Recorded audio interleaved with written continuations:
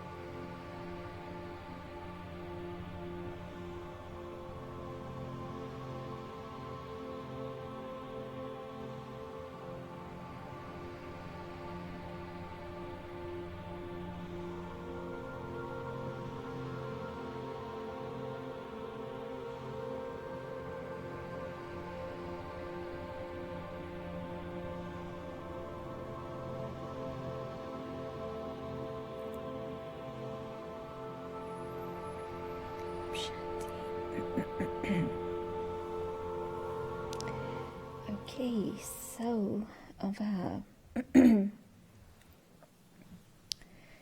Ce sera un petit peu à l'indienne, comme en Inde. Mais je suis sûre que ça va répondre à beaucoup de vos questions. Alors, on commence par la présentation de notre institution. Dans les pays étrangers, on dit Om Shanti. Je pensais que vous rentriez le 30 juin. Oui. Ah, surprise. Je voulais pas manquer le cours. Merci, merci. Alors, Michel nous a joints. Parfait. Alors, en Inde, quand on dit le nom de notre organisation, on le dit différemment qu'à l'étranger. Parce qu'il y a toujours des petites choses qui rentrent en considération. Par exemple, en Inde, on utilise le mot université. Ici, on n'utilise pas université, on dit organisation. Donc ici, c'est Brahma Kumari World Spiritual Organization, organisation spirituelle mondiale des Brahma Kumari. Okay? Donc on va commencer par le mot Brahma Kumari. Brahma, c'est le fondateur de cette institution que vous voyez à gauche. Oui, non, à droite plutôt. Là, à votre gauche, donc à ma droite. C'est en 1937 qu'il a eu, enfin, entre 1936 et 1937, il a eu des visions. Et par rapport à ces visions, il a compris des choses très sérieuses. Et tout ce qu'il a compris, il a voulu donc l'expliquer à Karachi. Il habitait à Karachi. Et c'est comme ça que cette institution est née. Au début, elle s'appelait Om Mandli parce que dans la maison à Karachi, Brahma Baba faisait des séances de Om. Il faisait Om. Donc, comme tout le monde, quand les personnes qui venaient là, ils entendaient ça, ils l'ont appelé Om Mandli. Il n'y avait pas encore de nom comme on en a aujourd'hui. Souvent, même après que nous avons notre titre, organisation, les gens disent encore on va à Om Shanti. Parce qu'on dit ici Om Shanti aux uns aux autres. Donc, il y avait ce Brahma Baba, il faisait Om, donc toute l'audience faisait avec lui. Et Mandli, le mot Mandli vient de femme. Parce que c'était plus, c'était plus les femmes qui fréquentaient le centre que les hommes, moins d'hommes. Parce que c'était toujours des horaires qui faisaient que les femmes étaient libres. Par exemple, l'après-midi à 4 heures ou le matin à 10 heures. Les hommes, dans la tradition indienne, les femmes ne travaillent pas vraiment. C'est toujours les hommes qui vont travailler. Donc eux, ils n'étaient pas assez libres. Donc les femmes, dès qu'elles avaient un peu de temps, eh ben, elles allaient dans des lieux religieux et tout ça. Et c'est comme ça que même ici, à Karachi, quand ils ont entendu que Brahma Baba faisait des séances de Om, ça leur plaisait. Donc elles sont venues. Et ainsi, en venant, eh ben, il y a eu beaucoup de découvertes qui se faisaient petit à petit. Il y a eu des choses qu'ils commençaient à expérimenter parce que eux aussi, elles partaient en transe. On dit ça en transe. Donc, elles voyaient des choses. Et c'est comme ça que notre organisation a commencé à se développer. Les gens ont augmenté, les personnes ont été attirés par cette paix que tout le monde était en train d'expérimenter. Voilà. Et beaucoup plus tard, dans les années 40, quand il y a eu la guerre entre l'Inde et le Pakistan, c'est là que nous avions été obligés de quitter le Pakistan pour aller en Inde. Et aujourd'hui, notre siège social international se trouve à Mount Abu, au mont Abu, qui est au Rajasthan. C'est donc la mère de toutes nos branches qui se trouvent dans le monde entier.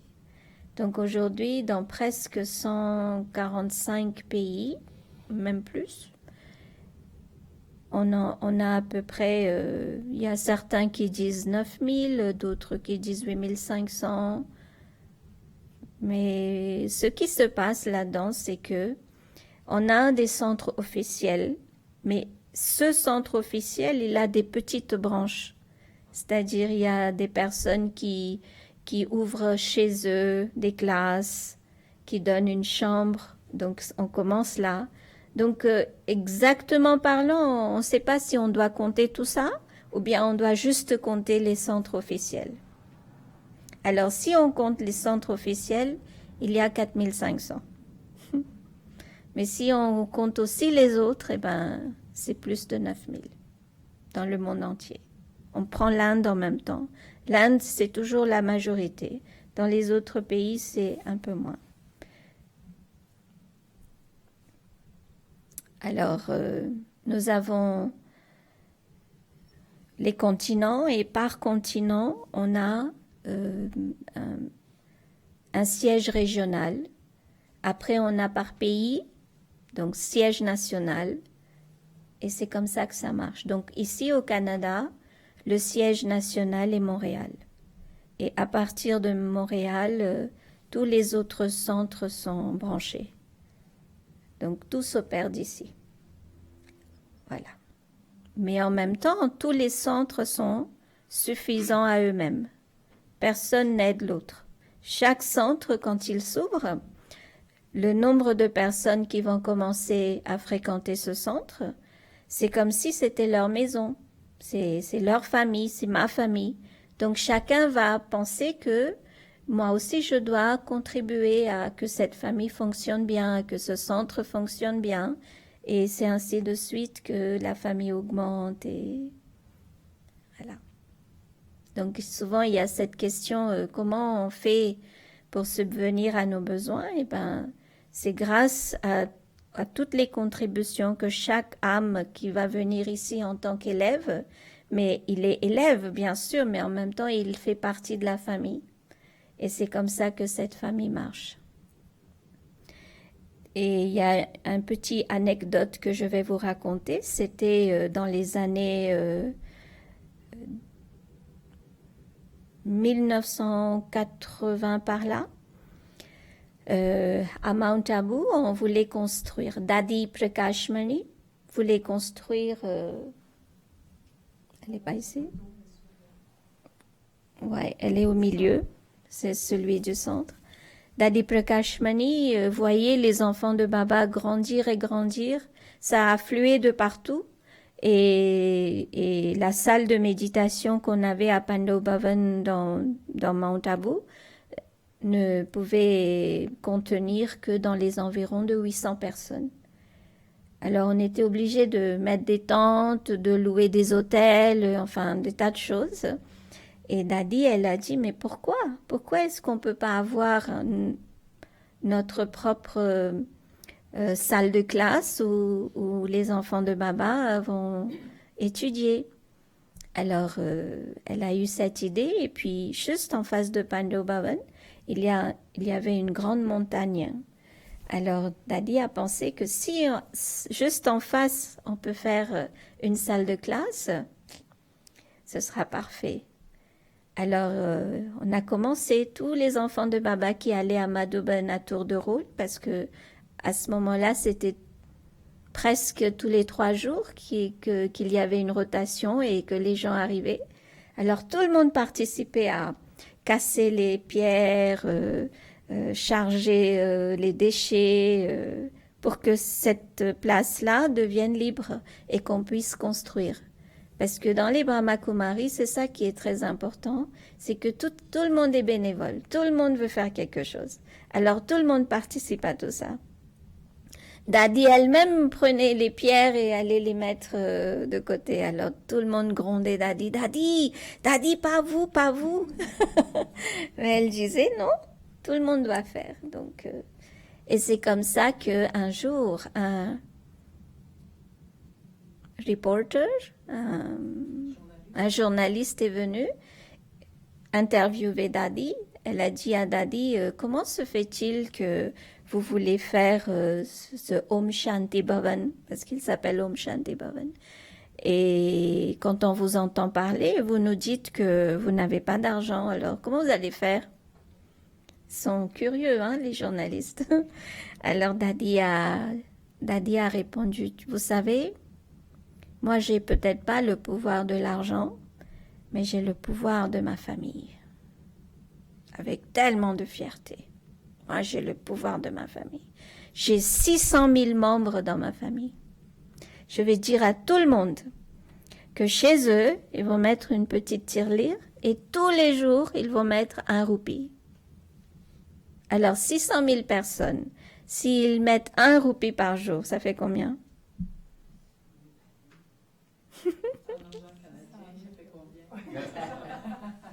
Alors, en argent canadien, c'est divisé par 50.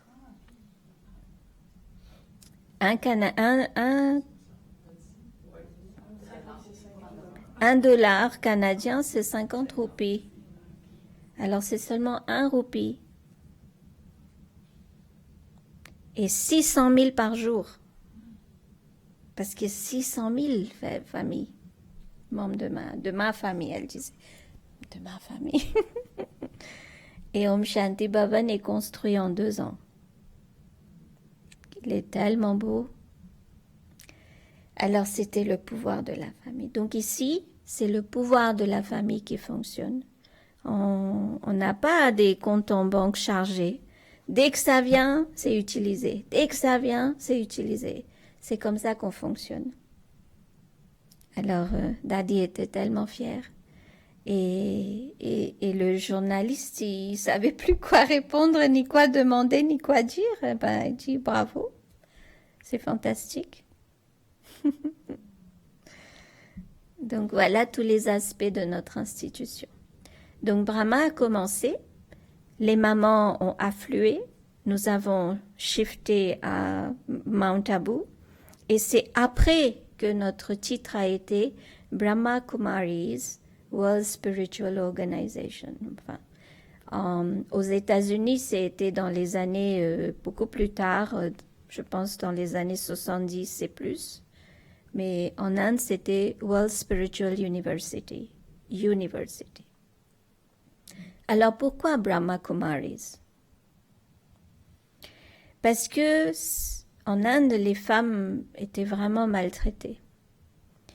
Et le Père suprême, il a dit à Brahma que quand la femme sera reconnue comme une Shakti, comme un pouvoir, c'est seulement à ce moment-là que le paradis viendra sur terre.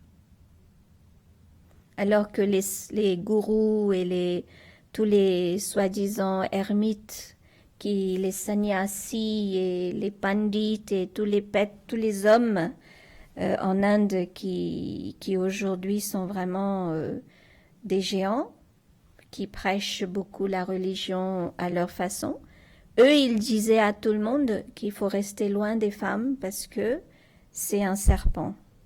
Ou bien ils disaient que c'est...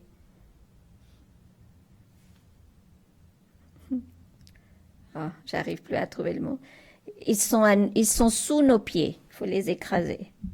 Parce que c'est eux qui polluent nos vies. C'est elle, pardon, qui fait qu'on ne peut pas vivre une vie de chasteté. Est-ce que c'est comme ça que ça marche?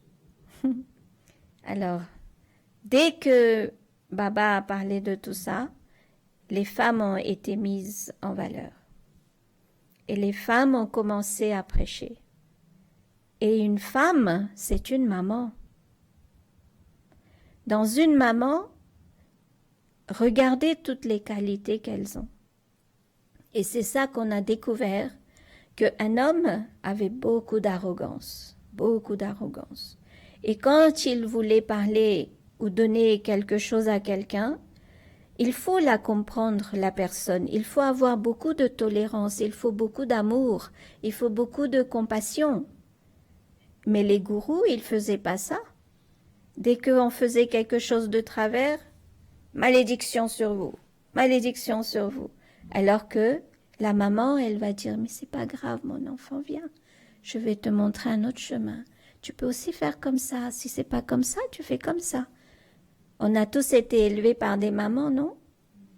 Et aujourd'hui, est-ce qu'il y a un seul enfant qui dira que je n'aime pas ma maman? Juste dans certains cas, mais en général, on porte notre maman dans notre cœur.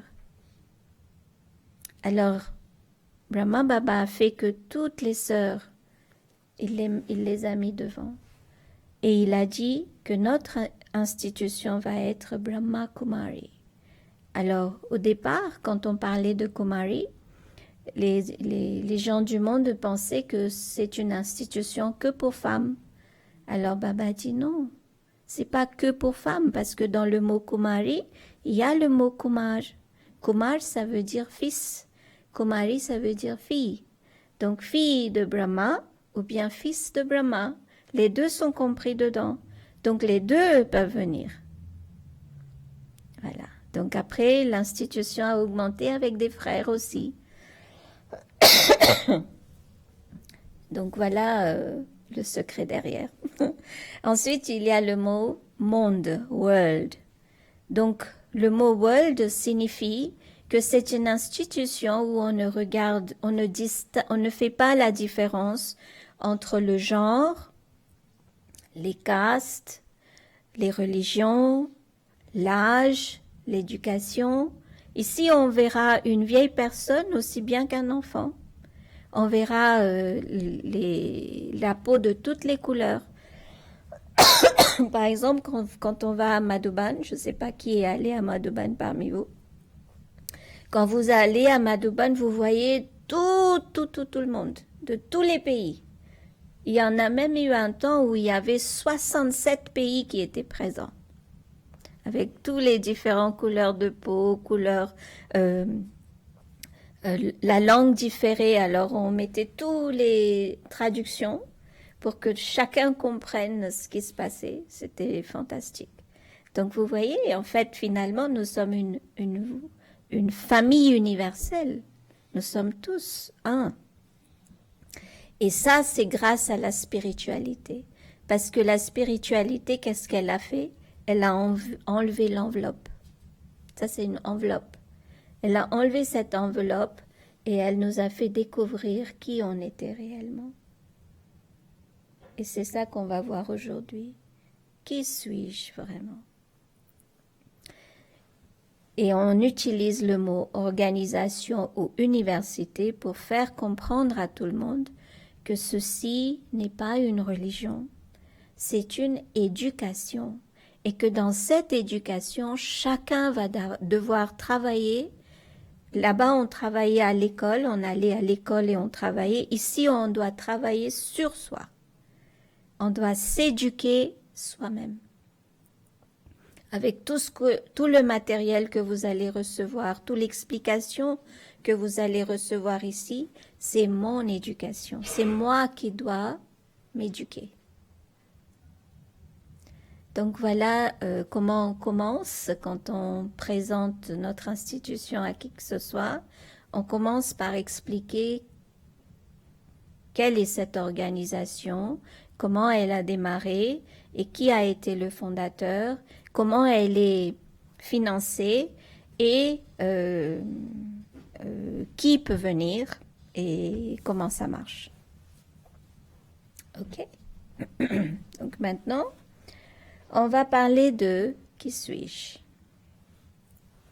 Donc, merci pour...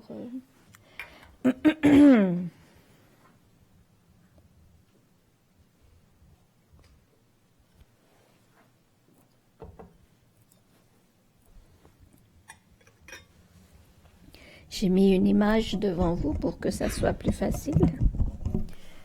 Alors, dans cette image, il faut comprendre une chose. Là, à l'instant, nous sommes tous assis dans cette chambre. Est-ce que je suis différente de cette chambre? Oui. Je ne vais pas dire je suis la chambre ou je suis cette chambre, n'est-ce pas? On va dire je suis dans cette chambre. Maintenant, on vient à notre corps. Quand j'ai mal quelque part, qu'est-ce que je dis? Par exemple, j'ai mal aux pieds. Comment je dis ça? J'ai mal aux pieds. Mais comment on dit ça? Oui. Ou bien je dirais mon pied a mal. Mon pied a mal. Mon pied me fait mal. Je dirais pas je pied a mal. On fait bien la différence. J'ai mal à mes pieds. J'ai mal aux pieds. J'ai mal à mes pieds. Donc il y a deux mots. Le mot moi ou je et le deuxième mien ou mon. Donc on voit bien qu'il y a un qui est propriétaire et l'autre c'est la propriété. C'est ce qui lui appartient. Même dans notre langage, on a ça. On confond beaucoup, c'est sûr. Mais même dans notre langage, on a ça. Le je et le à moi, ma possession. Donc on va voir comment le à moi, c'est quoi.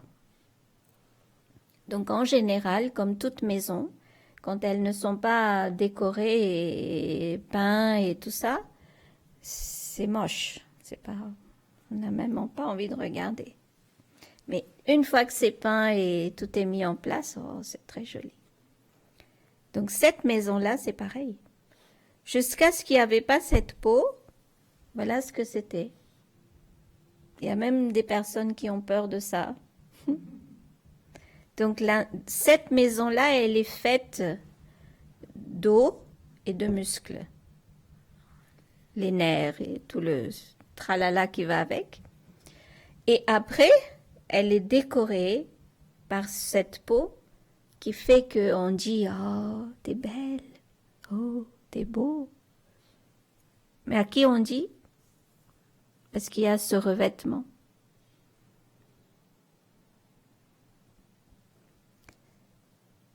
ce corps, dès qu'il ne fonctionnera plus, qu'est-ce qu'on va en faire?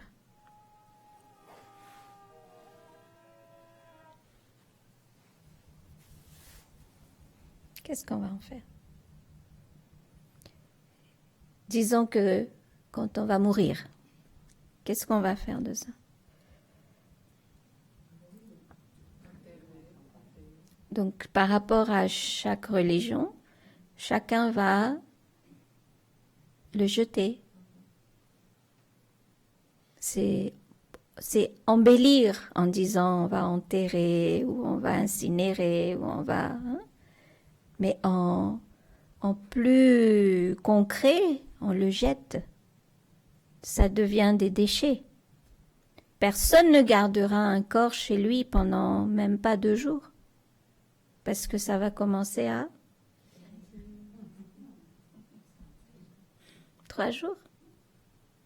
Après, on est obligé de mettre de la glace, du formol, et après, il y a beaucoup de choses à faire. Mais si on ne met pas tout ça, on ne peut pas le garder plus. Vous voyez? Donc, c'est quoi ça? Mais aujourd'hui, là, maintenant, pourquoi c'est pas comme ça?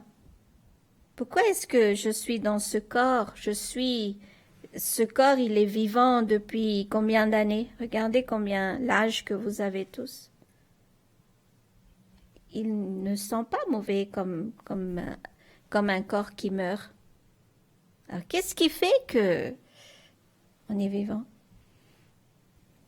Et c'est là que l'âme intervient. Aux États-Unis, dans un des grands laboratoires je ne me rappelle plus où c'était, excusez-moi, ils ont fait une expérience.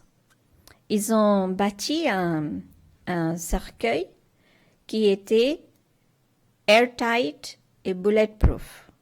Alors, airtight, ça veut dire que l'air ne pouvait pas entrer, et bulletproof, ça veut dire que même la balle d'un fusil ne pouvait pas casser. Okay? Et ils ont demandé à un vieux monsieur qui était vraiment sur le point de mourir s'il pouvait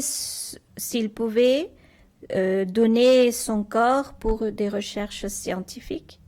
Et il a accepté. Donc ils ont pris ce corps, ils l'ont mis à l'intérieur de ce cercueil qui était donc pouvait plus respirer puisque c'était complètement airtight. Donc il est mort asphyxié. Mais rien ne s'est passé. Eux, ils voulaient découvrir qu'est-ce qui se passait quand quelqu'un mourait. Ben, ils n'ont rien vu. Par contre, à ce moment-là, tous les derniers instruments technologiques qu'ils avaient, ils l'avaient focalisé sur le cercueil pour découvrir qu'est-ce qui se passerait. Donc, dans un des appareils micro-radiologiques, je ne sais pas, quelque chose comme ça, ils ont vu une lumière bleue qui a fait le tour du cercueil et a disparu. Après, ils ont calculé. Ils ont dit que la lumière bleue, c'est la vitesse de la lumière.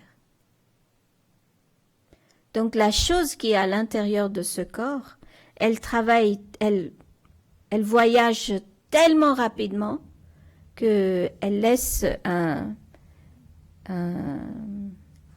une vibration bleue. Mais personne n'a pu l'attraper. Bon.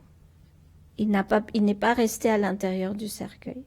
Donc si on ne peut pas l'attraper, on ne pourra jamais savoir qu'est-ce que c'est. Donc c'est à ça que je viens. C'est que ce corps, il est fait de 5 éléments de la nature. L'air, l'eau, la terre, le feu et l'éther. Et ça va retourner dans ces 5 éléments le jour où moi, l'âme, le jour où moi, je vais sortir de là. Donc ça, c'est quelque chose que je peux toucher. Mais le moi qui est à l'intérieur,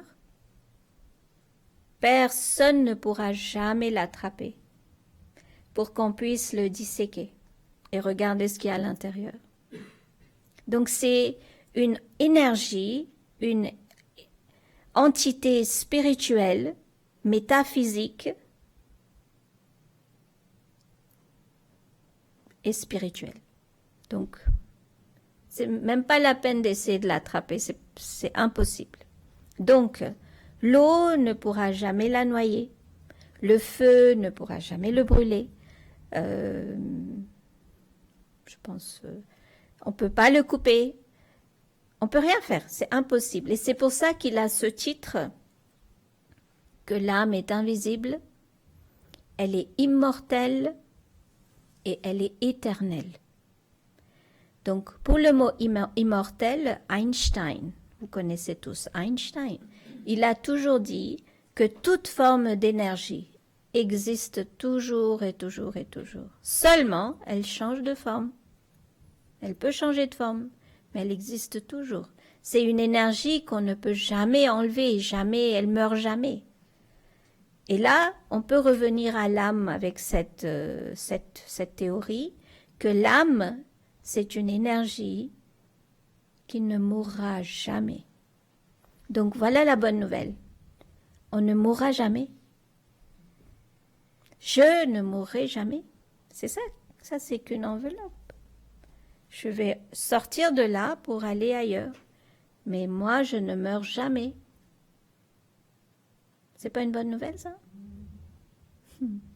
La deuxième bonne nouvelle, c'est que je suis éternelle. Éternel veut dire beaucoup de choses. Et ce mot éternel va nous expliquer beaucoup d'autres choses qu'on va avoir dans les leçons qui viennent. Alors j'aimerais bien que ce mot éternel, vous le compreniez très bien. Éternel, ça veut dire qui n'a pas été construit, qui n'a pas été fait, qui n'est pas né, qui n'est pas fabriqué. Elle existe toujours. Donc si elle n'a pas de début, elle n'a pas de fin. Donc nous tous, nous sommes éternels. On ne mourra jamais, mais on n'a pas été construit pour après se terminer. On va toujours être là.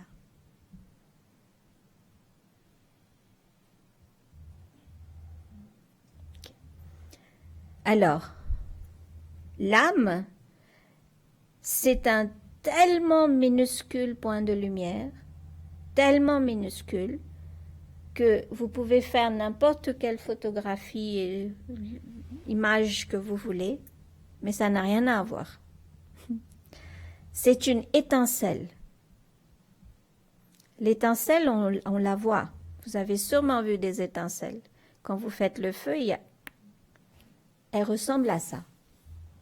Voilà. C'est juste pour vous positionner. Je ressemble à cette étincelle. Je peux avoir des visions. Et si dans ma vision, je peux voir cette étincelle, la seconde d'après, où est-ce qu'elle est passée? C'est comme l'étincelle. C'est ça, moi.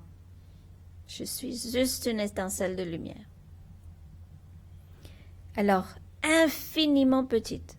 Infiniment. Vous voyez le mot infiniment? Et dans ce infiniment, il y a 3 fonctions.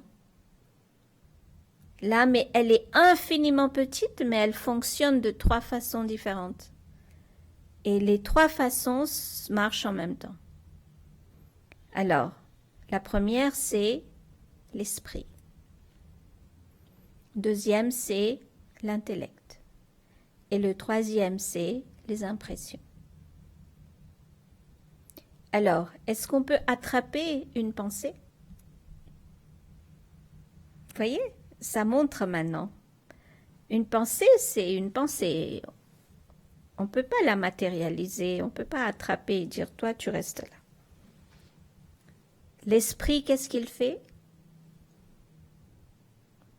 Qu'est-ce que vous faites là, tous? On pense. Et il y a combien de pensées? Alors nous, qu'est-ce qu'on a fait? pour faciliter la méditation, on l'a tranché en 4. On a 4 types de pensées. Il y a une pensée qu'on appelle des pensées positives. Deuxième, tout à fait l'opposé, négative. Et entre les deux, neutre. Mais on a quand même gardé entre le neutre et le négatif ce qu'on appelle des pensées perdues. Parce que c'est ça qu'on a le plus. On va un petit peu différencier tout ça. On va commencer par les pensées neutres. Les pensées neutres, c'est des pensées qu'on est obligé de penser parce que nous sommes maîtres de ce corps. Et donc, moi, l'âme, je dois donner des instructions à ce corps. Et à chaque fois que je donne une instruction, il obéit. Mais, dans les temps présents, c'est plutôt le contraire qui se passe. C'est le corps qui nous dit ce qu'on doit faire. Et les détails de ça, je le dirai tout à l'heure. Mais en gros, on a des pensées neutres qui veut dire qu'on donne des ordres à ce corps. Alors, par exemple, le matin quand vous vous levez, on a cette pensée, bon, va te doucher. On ne dit pas va te doucher, mais on a une pensée. Je vais prendre ma douche. Je vais prendre mon petit déjeuner. Je dois aller au travail, donc je vais cuisiner. Je vais m'habiller. Tout ça, c'est des pensées neutres. Les pensées neutres, ce sont des pensées qui n'ont ni un effet positif ni un effet négatif. Maintenant, dans ces mêmes pensées neutres, vous ajoutez des émotions. Là, ça peut changer. Là, ça peut devenir neutre, positif ou négatif. Ok. Alors maintenant, parce qu'on parle de pensées positives et négatives, alors dans mon action, si j'ai eu des pensées positives, alors ça va passer dans les pensées positives. Et les pensées positives, c'est quoi? Bénéfique. Dans les pensées positives aussi, il y a 2 catégories. Il y a une qui est encore plus positive, qu'on appelle élevée. Et c'est ça qu'on va apprendre ici. Jusqu'à maintenant, on a eu des pensées positives dans le sens « Ah, toi tu es très bien. Vous êtes très gentil. C'est une belle âme. » Enfin, c'est une belle personne parce que âme, on ne savait pas. Mais maintenant, on va penser autrement. On va penser au niveau de la spiritualité en tant qu'âme. Donc ça, c'est des pensées encore meilleures que les pensées positives. C'est des pensées élevées. Et maintenant, de l'autre côté, les pensées négatives, on les connaît tous, n'est-ce pas? Mais entre les pensées négatives et les pensées neutres, il y a les pensées perdues. Alors, les pensées perdues, c'est ceux qui détruisent notre vie. Détruisent dans le sens où c'est comme un leakage, c'est comme un drain. Ça enlève toute notre énergie. Parce que supposons qu'aujourd'hui vous êtes venu à cette conférence et qu'une personne que vous connaissez depuis longtemps mais que vous avez toujours eu des petits accrochages et que vous la voyez, qu'est-ce qui va se passer? Juste en la voyant. Et ça commence. Ah, mais qu'est-ce qu'elle fait là? Mais pourquoi elle est venue? Ah, comment je vais faire? Je vais pas m'asseoir à côté d'elle, je vais mettre de l'autre côté. Et c'est parti. Et même la conférence, on n'écoute plus rien. N'est-ce pas? Vous voyez combien de dommages les pensées perdues font dans notre vie. Pourtant, elle n'a rien fait, hein? Là, à l'instant, elle n'a rien fait. Elle est assise là et vous êtes assis là. Mais vous l'avez vue. Et c'est parti. Donc, on va enlever tout ça. On n'a plus besoin de tout ça. Donc, voilà les 4 types de catégories de pensée que nous avons. Vous en avez d'autres, beaucoup d'autres. Mais vous pourrez les cataloguer maintenant. Vous saurez que si j'ai ce type de pensée, ça va là. Si ce type-là, ça va dans cette catégorie-là. en tant qu'une personne qui veut devenir spirituelle, au-delà du neutre, on ne va plus là-bas. On s'arrête au neutre. C'est ça qu'on doit apprendre à faire. Ok? C'est ce qu'on apprend ici à faire. C'est pas chose facile. Mais ça marche. Et ça marche très bien même. Quand on veut faire, on peut. Donc il va falloir se motiver, avoir du courage, se parler, se dire, bon, maintenant je change ma vie, c'est fini, j'ai assez souffert, maintenant on va changer de route. Et ça marche. Alors, pour ces pensées-là, qu'est-ce qui va nous aider à dire ce que je viens de dire? C'est l'intellect. Et l'intellect, c'est quoi? C'est celui qui équilibre. C'est la balance. Il voit à chaque fois qu'est-ce qui est mauvais et qu'est-ce qui est bon. C'est la justice, en d'autres termes. Vous voyez, au palais de justice, on montre la balance. Eh ben, nous, notre intellect, c'est la justice. Il va toujours se pencher vers le bon, jamais vers le mauvais. Mais qu'est-ce qui se passe? C'est qu'on ne l'écoute pas. Le problème est là, on ne l'écoute pas. Par exemple, on va prendre l'exemple de Michel. Michel a eu ce matin ou hier entendu qu'il y a un cours qui a lieu au centre. Alors tout de suite, son intellect a répondu, il faut que tu y ailles. Heureusement, il a écouté. C'est pour ça qu'il est là. Alors, il aurait pu dire, oui, je veux y aller. Et l'autre, il y aurait cette autre voix qui aurait dit, mais non, tu as des choses à faire ici, tu as ça, ça, ça. Donc, empêcher plein de choses. Mais il a dit non, aujourd'hui, je vais écouter mon intellect. Parce qu'il me conseille une bonne chose. Oui. Ça revient le même que ça pourrait être aussi une priorité. Et l'intellect, c'est toujours vers la priorité qu'il va se pencher. Mais quelquefois, il va quand même, dans la priorité même, il y aura une petite voix qui dira quelque chose qu'il faut écouter. Est-ce que c'est le jugement? Oui. Le juge? L'intellect, c'est le juge, c'est la justice. Mais souvent, on ne l'écoute pas. C'est ça le problème. Ou bien on écoute notre cœur et on fait en fonction de ce que le cœur dit. Pourtant, il y a cette voix qui dit non, ne fais pas ça. Ou bien on est trop intello et on écoute tout par le calcul et par l'intelligence. Alors on n'écoute pas cette petite voix qui nous dit non, ne fais pas ça. Et après, quand tout est fait, on se dit, mais oui, mais je le savais, il y avait cette voix qui me disait ça, mais je n'ai pas écouté. C'est trop tard. Donc c'est ça qu'on va développer. L'intellect. Le Raja Yoga permet de développer cette voix intérieure qu'on appelle l'intellect. Donc le cœur, c'est pas l'intellect. C'est pas ça. Ça, c'est émotion, sentiment. Et souvent, c'est dangereux. Hein. L'intuition. On peut dire l'intuition pour l'intellect, oui. Il y a beaucoup de synonymes. Il faut trouver le mot exact.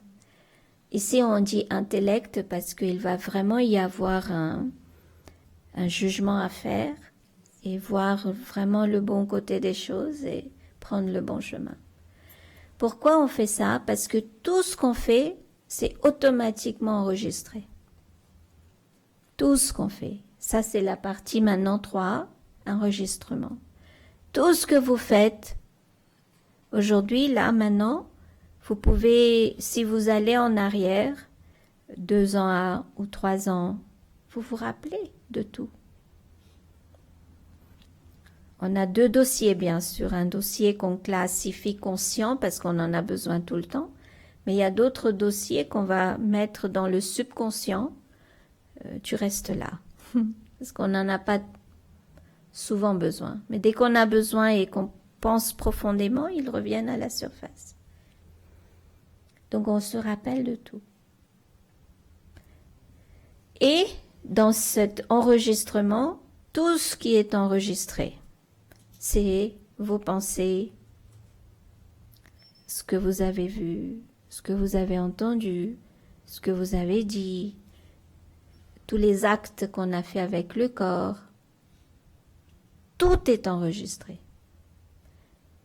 Donc on ne pourra jamais dire un jour que je n'ai pas fait ça.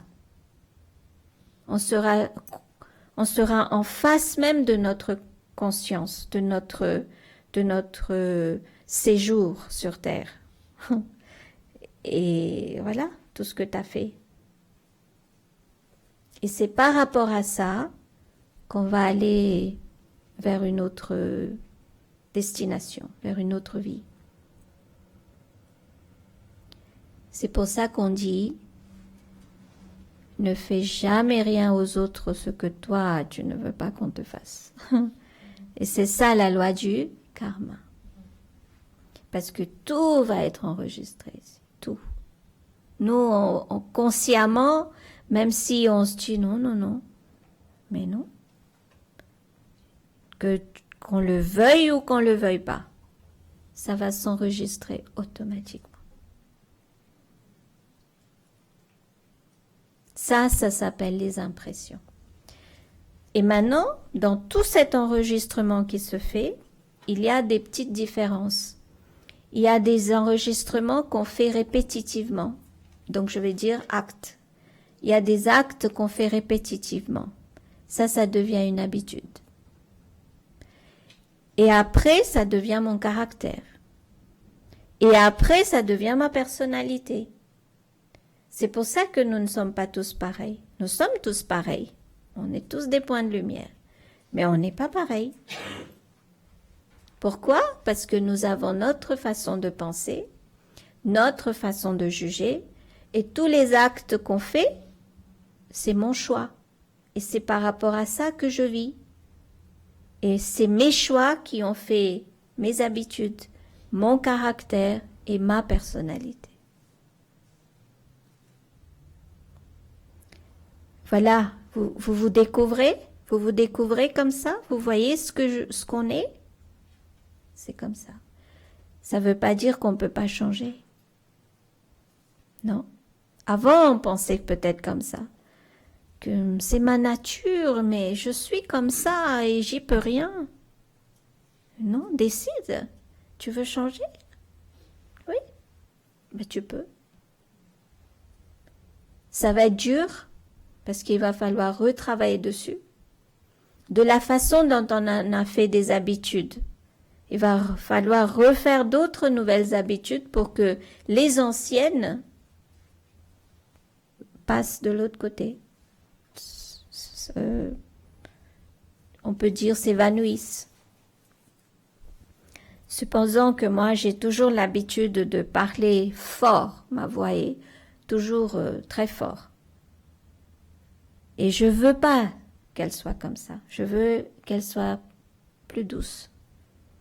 Alors il suffit que je commence. À chaque fois que je parle, je sois très consciente que je dois parler doucement. Doucement. Parle doucement. Oui, écoute, parle doucement. Et vous allez faire ça 1 fois, 2 fois, 3 fois. Et un jour, au bout de une énième de fois, vous allez vous dire, mais je parle plus fort là. Je ne parle plus fort. Où c'est passé? Mais il faut que ça devienne une habitude. Donc chaque chose de ce que vous voulez être, il faut le répéter, répéter, répéter autant de fois que vous le voulez pour que ça devienne une habitude. Et du coup, ce que vous ne vouliez pas, eh ben, il s'évanouit. Il n'a plus de force. Et c'est comme ça qu'on s'est bâti des caractères positifs et des caractères négatifs. Parce que le jugement qu'on a fait était par rapport à ça. Nous avons vécu beaucoup de... Nous sommes tous un livre, n'est-ce pas? Si on l'écrit aujourd'hui, on a des tas de choses à se raconter. Donc on a vécu beaucoup de choses. Et en fonction de ce vécu, on s'est bâti des choses. Et c'est pas toujours bien, on n'en est pas toujours content, mais les situations ont voulu que ça soit comme ça. Mais maintenant, on a une chance. On s'est réveillé. Je me suis réveillée. Et je deviens un enfant. On commence par là. On devient un enfant. Qu'est-ce qu'il fait un enfant? Il pardonne tout. Deux enfants vont se disputer. Une demi-heure après, ils vont se chercher. Mais où est-ce qu'il est passé? Il a tout oublié. Il a tout oublié qu'il s'était bagarré avec l'autre. S'était disputé, n'est-ce pas? Alors, pour mon bien-être, pour moi, l'âme, est-ce que je ne peux pas me pardonner?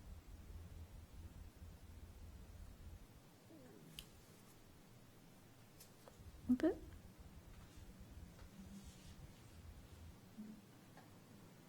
Faites-le. Aide-toi et Dieu t'aidera. Faites-le.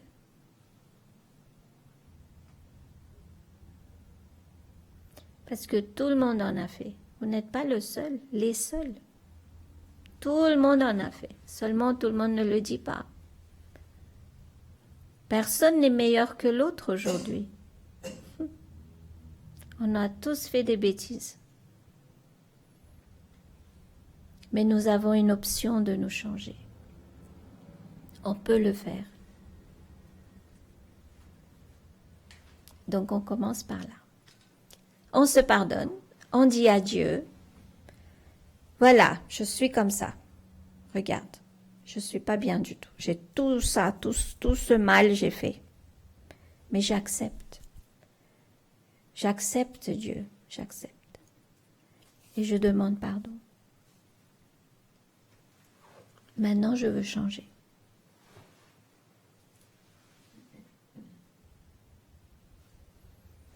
Et le miracle va commencer. Ok. Donc, on a compris tout ça. Pourquoi on doit changer? Pourquoi est-ce que on doit se pardonner? Pourquoi est-ce que je dois me réviser? Me réviser. Parce que originellement, éternellement, immortellement, qu'est-ce que je suis? J'ai 7 qualités en moi qui sont là, présents, ils sont là. Et je les expérimente tous les jours. Mais la force négative est tellement forte que je ne l'écoute pas.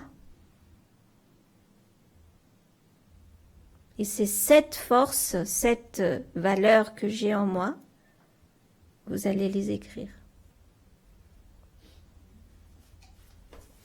La toute première, c'est la paix. Moi, l'âme, immortelle, éternelle, je suis la paix. C'est moi ça. Posez-vous la question. Est-ce que vous aimez être irrité ou est-ce que vous aimez être en paix?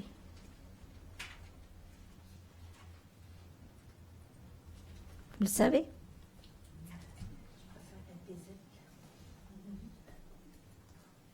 Parce que je suis. Vous savez, l'eau par exemple. L'eau, vous le bouillonnez. Il est chaud. Mais il va redevenir ce qu'il est. Vous le mettez dans le frigo, il va devenir de la glace. Il va revenir ce qu'il était. Mais moi, c'est pareil. Je suis la paix. Je vais être en colère, je vais faire des tas de choses, d'accord. Mais après, j'aurai toujours envie d'aller. Je veux être en paix. J'ai toujours envie de revenir vers ça. Pourquoi? Parce que c'est moi. Je suis la paix. Deuxième, je suis le bonheur. Pourquoi est-ce qu'on fait tout ce qu'on fait? Pourquoi est-ce qu'on court après l'argent?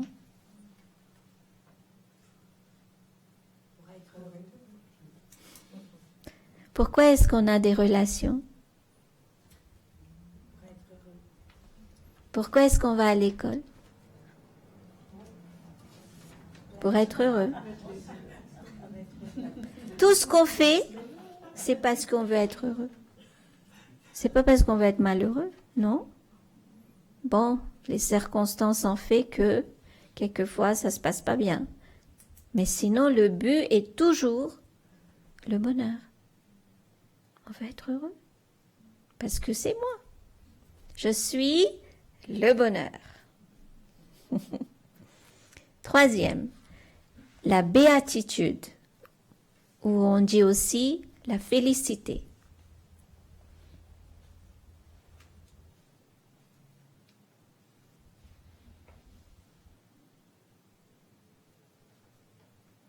Le quatrième, l'amour. Mais pas l'amour de l'amour d'aujourd'hui. C'est l'amour inconditionnel. C'est l'amour entre la famille humaine, l'humanité. C'est ça que j'aime. Quand on entend des nouvelles que un pays est en train de se battre contre un autre pays, qu'est-ce qui se passe en nous? Pourquoi on est triste? Parce qu'on aurait préféré qu'ils s'entendent entre eux. Vous voyez? Notre fond, je suis l'amour. Et l'amour pour tout, pas seulement les êtres humains. On a de l'amour pour les animaux. On a de l'amour pour les 5 éléments de la nature. On veut aimer tout. On veut haïr personne. Mais on haït quand même. Malheureux. Mais bon, mon fond, c'est l'amour. Cinquième, la pureté. La pureté a beaucoup de sens. La pureté, ça veut dire la propreté. La pureté, ça veut dire l'honnêteté. La pureté, ça veut dire être vrai.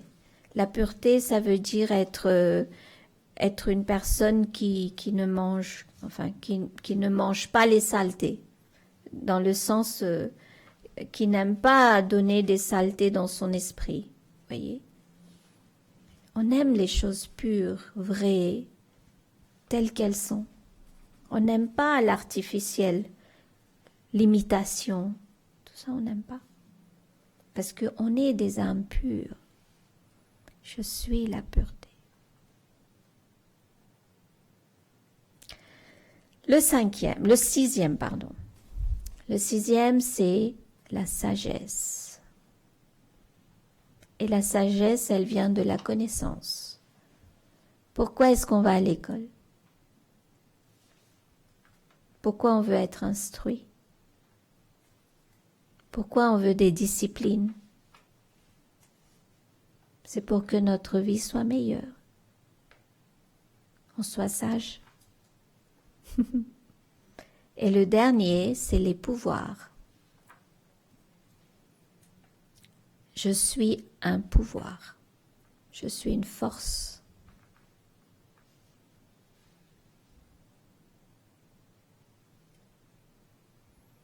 Alors, à côté ou bien en bas, vous allez écrire toutes les négativités qui n'est pas moi, mais qui sont en moi. Parce que qu'est-ce que j'ai fait? J'ai tout mis à l'intérieur. Et c'est pour ça que je souffre. Moi, je suis le bonheur, je ne devrais pas souffrir. Mais qu'est-ce que j'ai mis à l'intérieur de moi qui fait que je souffre, que je suis malheureuse? Alors vous allez écrire aussi cette liste. Pourquoi je vous fais écrire cette liste? C'est maintenant, il est temps qu'on change. Donc si on connaît nos ennemis, on sait comment les attaquer. Par exemple, si j'ai de la colère, quelquefois il y a de la colère qui surmonte, alors je vais l'attaquer avec la paix. Voyez? Ça va être mon arme. Alors, dans les négativités, il y a 7 aussi, qui sont en fait les parents. Ils ont beaucoup de bébés, mais c'est les grands d'abord. La première, c'est la luxure. Et ça va avec quoi? Avec la pureté.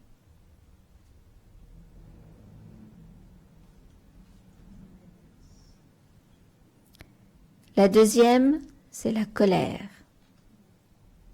Ça va avec la paix. La paix. La troisième, c'est l'avidité. Ça va avec le bonheur.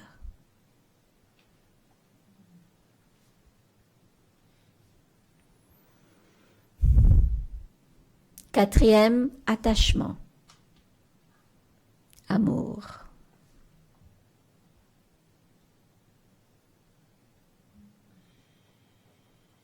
Cinquième, égoïsme, qui va avec la connaissance, la sagesse. Ou bien, une autre idée?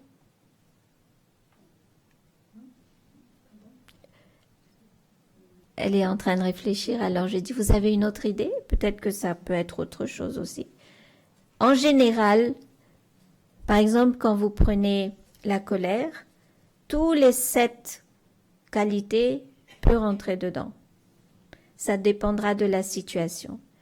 Mais ça, c'est juste pour, voyez, pour voir le premier d'abord. Après, bien sûr, il y aura d'autres.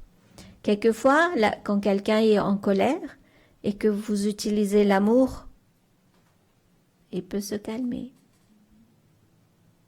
Donc, ça dépendra. Mais en général, c'est 2 opposés. On regarde les 2 opposés. Donc, tous les 7 négativités que je vais vous donner, dans chacun d'eux, vous pouvez utiliser les 7. Mais maintenant, c'est à vous de faire des petites recherches. Comment ça fonctionne. D'accord? Mais en gros, on va les mettre comme ça. L'ego, c'est la sagesse.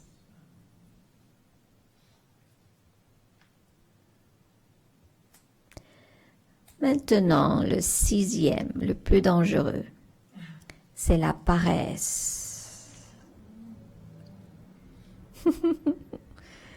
Et on va ajouter avec la paresse la négligence.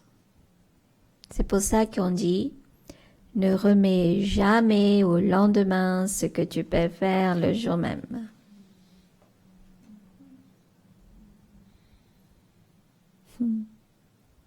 Donc, ok. Et tout dernier, c'est la peur.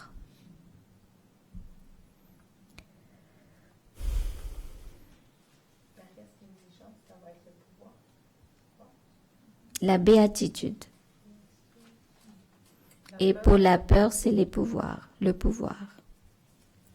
La peur, c'est le pouvoir. Quand on est fort, on n'a pas peur. La béatitude, c'est quand vous voyez un enfant, vous avez plein de soucis, plein de choses qui se passent dans la tête. Mais quand vous voyez un enfant, qu'est-ce qui vous arrive? On oublie tout. On est là à jouer avec cet enfant.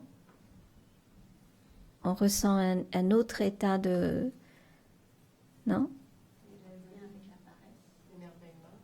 L'émerveillement, oui. La paresse et la négligence dans le sens où on a des soucis, mais en même temps, on n'a pas envie de les terminer. Je vais faire demain. Mais s'il y a un enfant en face, tout de suite on va les faire. Est-ce qu'on peut dire que le positif de l'appareil, c'est le contentement? Le contentement va entrer dans le bonheur. On peut le mettre dedans. Voyez, comme je viens de dire, ça c'est les grands. Ils ont tous des enfants. Même les 7 valeurs ont beaucoup d'enfants. Et les 7, comment on va les appeler? Les défauts, eux aussi, ils ont beaucoup d'enfants. Et on en a plein, plein, plein, plein.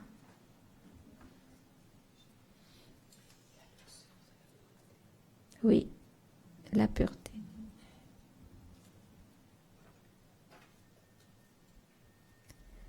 Alors là, le travail sur moi-même commence à ce niveau-là. Je dois maintenant devenir maître. Maître de quoi? Maître des 5 sens.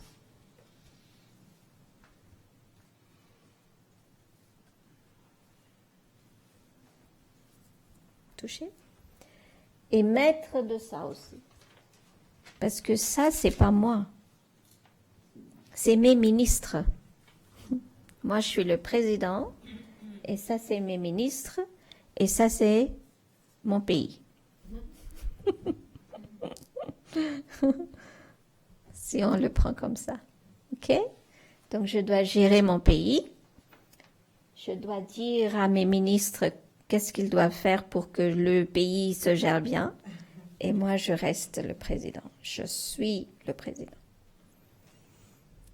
Ça marche bien comme ça? Tout ça, c'est un terme spirituel. Hein? C'est pour bien comprendre que c'est moi le maître et non lui. Alors, qu'est-ce qui se passe? Tout à l'heure, je vous ai dit que c'est moi qui commande. Mais aujourd'hui, c'est lui qui me commande. N'est-ce pas? Maintenant, vous voyez comment? Il utilise tous les 7 défauts pour commander l'âme, pour me commander.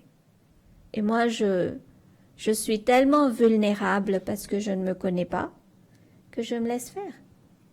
Maintenant que vous savez que vous êtes une âme, vous n'allez plus vous laisser faire. Vous allez lui dire, toi, tu te tais. Je connais maintenant qui tu es. Et je te laisserai plus faire. Dans les 5 sens, il m'en manque un. J'ai la vue, l'ouïe, le toucher, la parole.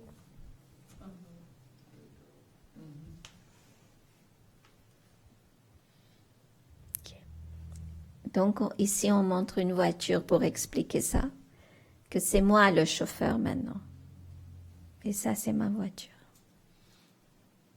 C'est moi qui va conduire. Maintenant, c'est moi qui prends les rênes.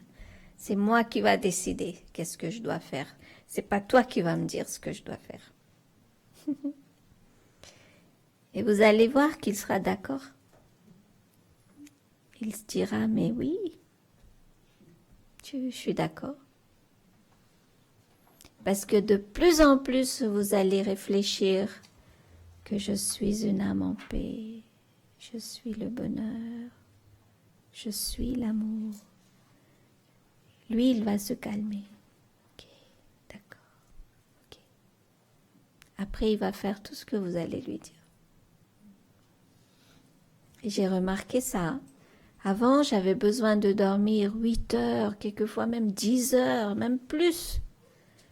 Et aujourd'hui, je suis une âme en paix. 4 heures et ça suffit. Il est d'accord.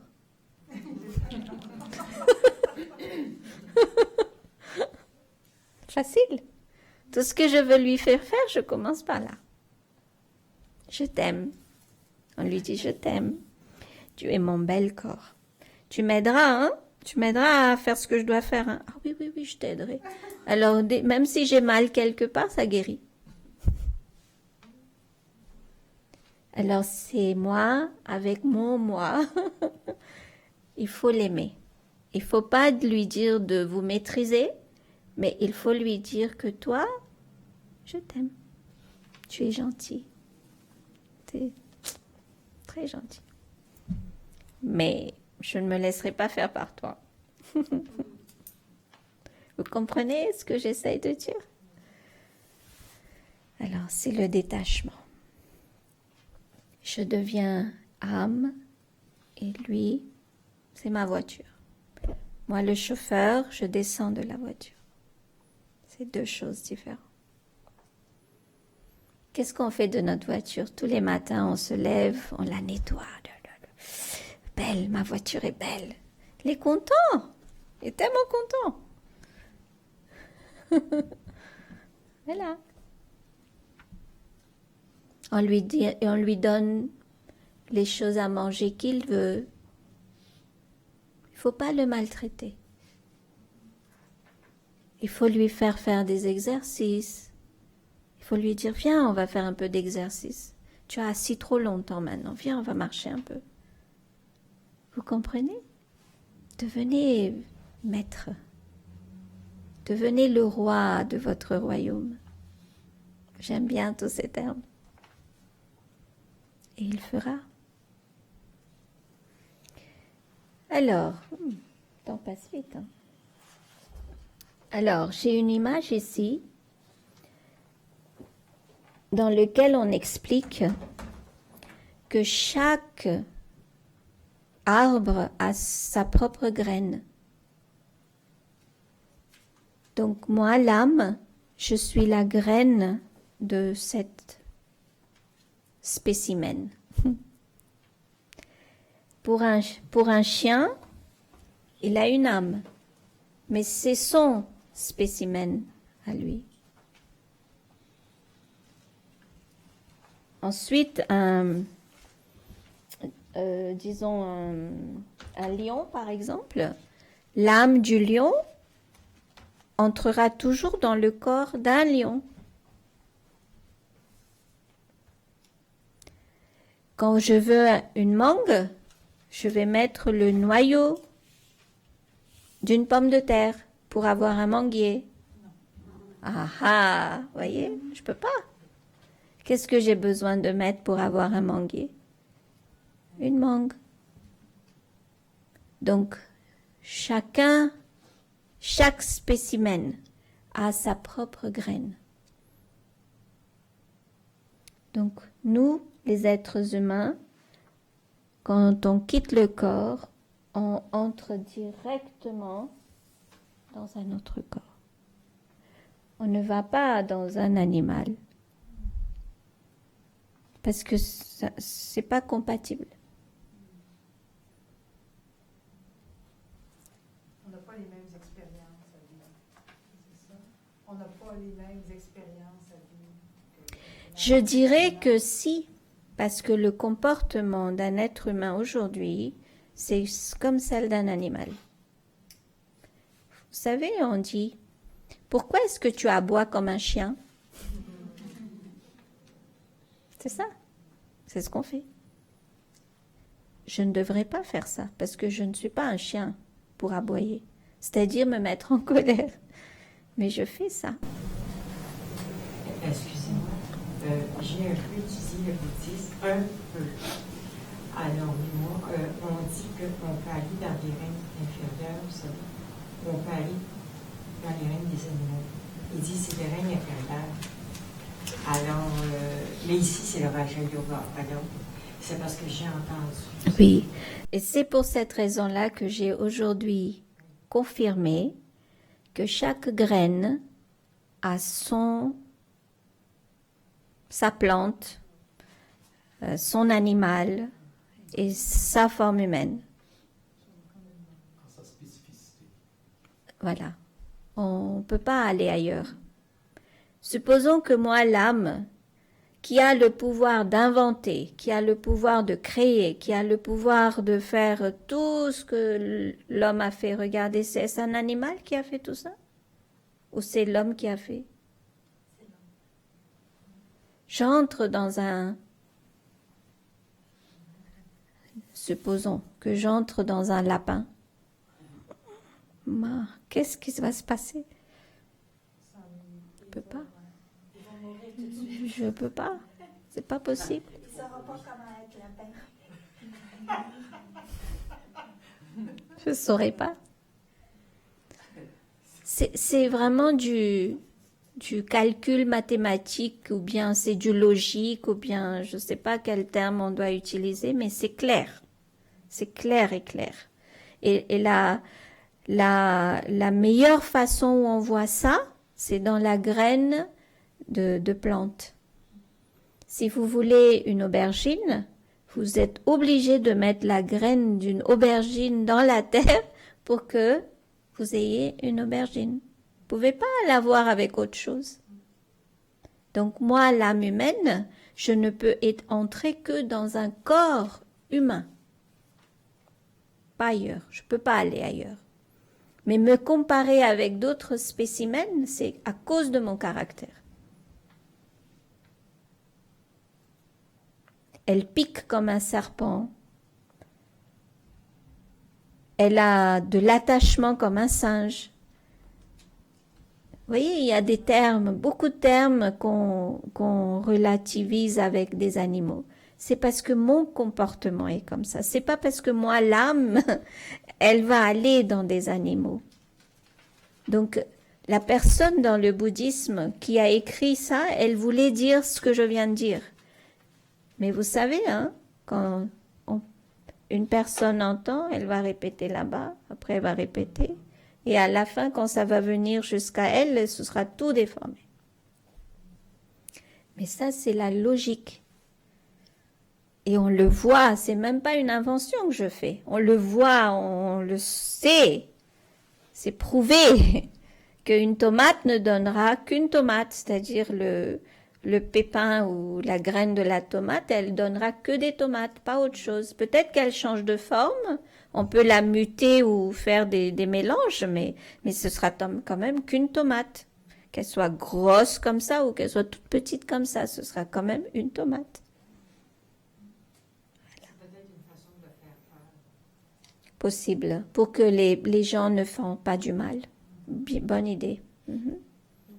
C'est pour ça que j'allais ajouter que qu'est-ce que le Raja pense de la mort lorsque l'âme sort du corps, selon qu'on s'est traité dans la vie, comment on s'est comporté.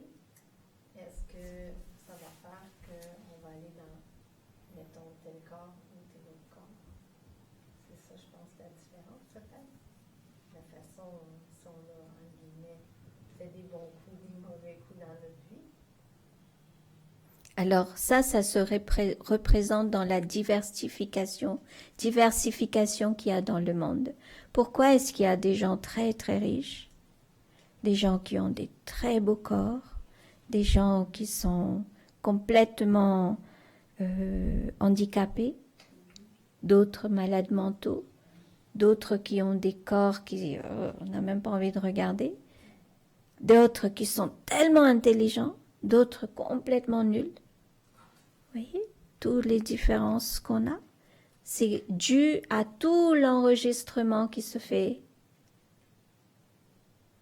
On a parlé d'enregistrement. C'est ça le résultat. Si dans cette vie maintenant, je fais que du mal, pour le payer dans une autre vie, tout le monde me fera que du mal. Le compte sera réglé. Voilà. Si aujourd'hui, pour le bienfait de tout le monde, je construis un hôpital, un exemple que je vous donne. Dans ma naissance prochaine, je ne serai jamais malade. Parce que j'ai eu les bénédictions de toutes ces personnes qui ont été guéries dans cet hôpital. Si je construis une école, je vais être un genius dans une autre naissance. Tellement. Donc, c'est ça. On reçoit toujours ce qu'on fait. Tout est retourné. En mal, qu'en bien. Si vous faites du bien, eh ben, vous avez le bien. Mais si vous avez fait du mal, eh ben, on le paye. Donc, il y a notre compte de débit et notre compte de crédit. Automatique. C'est automatique, on n'a même pas à y penser. Hein.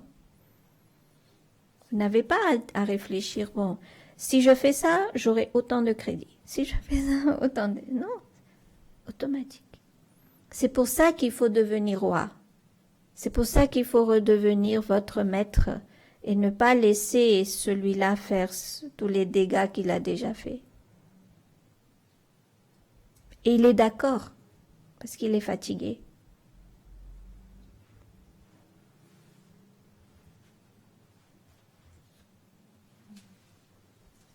Donc ça, c'était pour vous expliquer ça. C'est clair? Tout le monde est d'accord? Donc vous n'avez pas à vous faire du souci que je vais être un panthère ou un rhinocéros ou un serpent. Non. Je vais toujours être un être humain, mais peut-être un caractère de serpent. Je plaisante.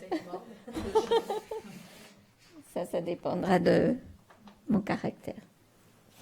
Alors la dernière chose, je vous ai dit éternel. Alors une chose qui est éternelle, il faut bien qu'elle soit quelque part. Si je ne suis pas dans ce corps, où? Sinon je vais errer. Et je ne peux pas errer. Si je suis une âme errante, je vais souffrir à fond. Et moi, je suis le bonheur, donc je n'ai pas envie d'errer. N'est-ce pas? Qui a envie d'errer? On parle de possession, là. Vous savez, il y a des âmes démoniaques. Quelquefois, elles sont bien aussi, mais en général, elles possèdent les gens. Elles entrent dans un corps, parce qu'elles ne peuvent pas vivre sans corps. Vous avez déjà entendu parler de ça, non? Oui? Vous savez? Bon. C'est parce qu'une âme, quand elle quitte son corps, prématurément, suite à un accident ou un suicide ou des choses comme ça, son corps prochain n'est pas prêt par rapport à l'enregistrement. Donc, qu'est-ce qu'elle va faire? Elle va errer. Et comme elle ne veut pas errer, elle va aller attaquer, entre guillemets, elle va aller prendre possession d'un autre corps. Temporairement, il y en a d'autres qui ont grands et qui ont d'autres petits. Mais cela arrive à des personnes qui sont très faibles. Si moi je suis forte, je ne peux rien me faire. Une autre ne peut pas venir me posséder. Donc il ne faut pas être faible. Ok? Il faut être très positif, toujours positif. Comme ça, elle ne peut rien faire. Mais par contre, si tout va bien et que j'ai fini mon cycle, il faut bien que j'aille quelque part pour me reposer. Donc en fait, il y a 3 mondes. Il y a le monde où on est aujourd'hui, qui s'appelle le monde physique ou le monde corporel, qui est un monde fait des 5 éléments de la nature. C'est un monde que l'on peut voir avec ses yeux, autant en haut, en bas, à droite, à gauche, tout ce que vous voyez, ça fait partie du monde physique, du monde corporel. Les étoiles, la lune, le soleil, tout ce que vous voyez. Ça, c'est les 5 éléments. En haut de ça, on appelle ça le monde subtil. Alors, le monde subtil, c'est le monde des anges. Et qui est l'ange? C'est la personne qui est toujours positive. Elle est un ange. Okay? Et on va encore plus haut que ça, c'est le monde des âmes. Alors, le monde des âmes, il est de couleur rouge-orangé. Est-ce que vous avez vu un coucher de soleil? Vous avez remarqué comment devenait le ciel à ce moment-là? Ça ressemble à ça. Ah ah, là. Donc ça ressemble à ça, notre monde à nous. Et nous sommes les résidents de ce monde. Quand on était enfant, quand j'étais enfant, un jour j'ai dit à ma mère, d'où est-ce que je viens, maman? Elle m'a dit, de la maison de Dieu. J'ai rien compris, mais je sais où est la maison de Dieu aujourd'hui. Donc nous sommes tous venus de là-haut et on est descendus dans ce monde pour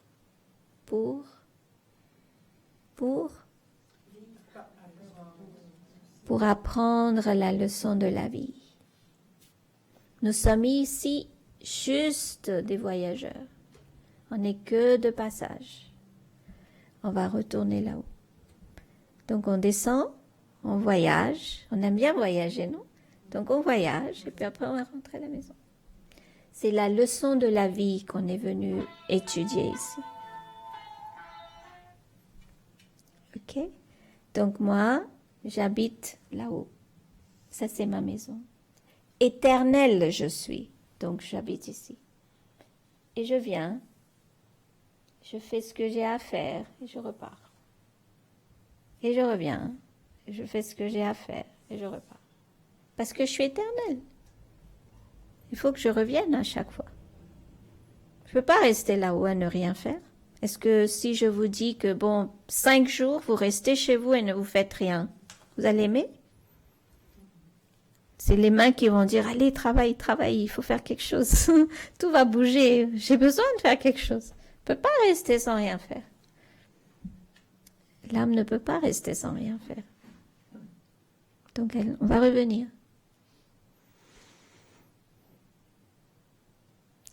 Om Shanti. Ok. Donc ça, c'était notre leçon d'aujourd'hui.